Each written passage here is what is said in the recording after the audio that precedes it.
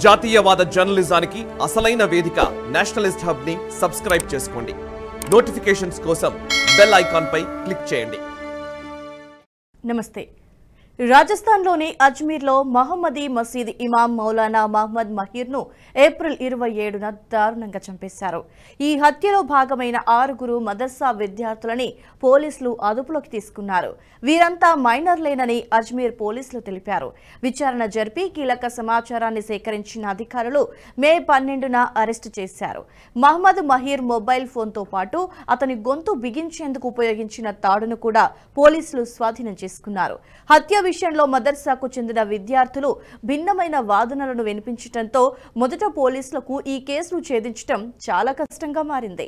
3 ముసుగులు ధరించిన వ్యక్తులు మదర్సాలోకి వచ్చి మహమ్మద్ మహీర్ను హత్య చేశారని, తమను సైలెంట్ గా ఉండమని బెదిరించారని కొందరు విద్యార్థులు చెప్పారు. సీసీటీవీ ఫుటేజ్లను ఎంత పరిశీలించినా అలా ముసుగులు ధరించిన వ్యక్తులు వచ్చినట్లుగా రికార్డ్ అయితే అవ్వలేదు.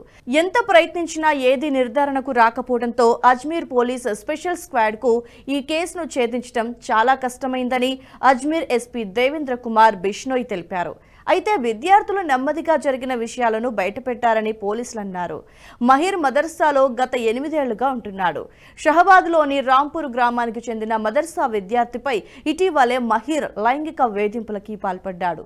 బాధితుడు ఈ విషయాన్ని బయట పెడతానని చెప్పడంతో మహీర్ ఆ పిల్లాడికి డబ్బు ఎరచూపాడు. అయితే మహీర్లో ఎలాంటి మార్పు రాకపోవడంతో కొందరు విద్యార్థులు మహీర్ను హత్య చేయాలని నిర్ణయించుకున్నారు.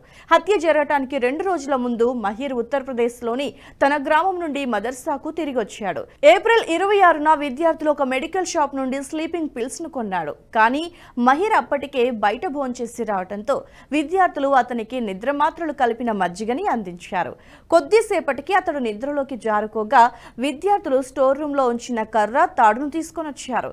నిద్రిస్తున్న మౌలానా తలపై కర్రతో బలంగా కొట్టారు.